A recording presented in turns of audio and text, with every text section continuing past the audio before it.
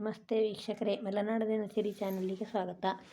ಈ ದಿನ ನಾನು ಮೆಣಸಿನ್ಕಾಯಿ ಕುಡಿ ಈ ಥರ ಕುಡಿ ಪಲ್ಯ ಮಾಡೋದು ಹೇಳ್ತಾ ಇದ್ದೇನೆ. ಇದು ಸಣ್ಣ ಮೆಣಸಿನ್ಕಾಯಿ ಕುಡಿ, ಚಿಗುರು ಇರುವಂತಹ ಸೊಪ್ಪು, ಅದರಿಂದ ಮಾಡೋಂಥದ್ದು. ನಾನಿಲ್ಲಿ ಅದಕ್ಕೆ ಬೇಕಾದಂಥ ಸಾಮಗ್ರಿಗಳು: ಕಡಲೆಬೇಳೆ, ಉದ್ದಿನಬೇಳೆ, ಸಾಸಿವೆ, ಜೀರಿಗೆ, ಕೊತ್ತಂಬರಿ, ಒಣಮೆಣಸಿನ್ಕಾಯಿ, ಕರಿಬೇವಿನ ಸೊಪ್ಪು, ಸಾಸಿವೆ ಕಾಳು, ಉಪ್ಪು, ಬೆಲ್ಲ, ಆಮೇಲೆ ಇದು ಕಾಯಿ ಪುಡಿ ಮಾಡಿಟ್ಟಂಥ ಕಾಯಿ, ಹಾಗೂ ಈ ಕಾಳು ಕಡಿನೆಲ್ಲ ನಾನು ಹುರಿದು ಇಲ್ಲಿ ಪುಡಿ ಮಾಡಿಟ್ಟಿದ್ದೇನೆ. ಇದು ಕಾಳು ಕಡಿ ಹುಡಿ ಇದು ಮಾಡಿಟ್ಟಿದ್ದೇನೆ. ಅದು ಆಮೇಲೆ ಅರಿಶಿನ ಪುಡಿ. ನಾನು ಇದಕ್ಕೆ ಹುಳಿಗೆ ಸ್ವಲ್ಪ ವಾಟೆಕಾಯಿ ಪುಡಿನ ತಗೊಂಡಿದ್ದೇನೆ. ವಾಟೆಕಾಯಿ ಬೇಸಿಗೆನಲ್ಲಿ ಸಿಕ್ಕಿದ್ದನ್ನ ನಾನು ಅದನ್ನು ಉಪ್ಪು ಹಾಕಿ ಪುಡಿ ಮಾಡಿಟ್ಟಿದ್ದೇನೆ.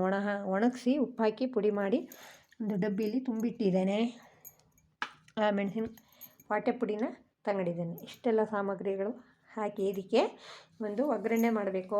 ಒಣಮೆಣಸಿನ್ಕಾಯಿ, ಸಾಸಿವೆ ಕಾಳು ಹಾಕಿ ಒಗ್ಗರಣೆ ಮಾಡಿದ್ದೇನೆ. ಈ ಒಗ್ಗರಣೆ ಆದ ನಂತರ, ಒಗ್ಗರಣೆ ಚಟಿಪಟಿ ಹುಟ್ಟಿದ ನಂತರ ಆ ತೊಳೆದಿಟ್ಟಂತಹ ಸೊಪ್ಪನ್ನು ಇದಕ್ಕೆ ಹಾಕಿ ಆಮೇಲೆ ಕಾಳು ಕಡಿ ಪುಡಿ ಹಾಕಿ ಮಾಡಬೇಕು. ಪುಡಿ ಮಾಡಿ ಇದನ್ನು ಒಗ್ಗರಣೆಗೆ ಇಟ್ಟಿದ್ದೇನೆ.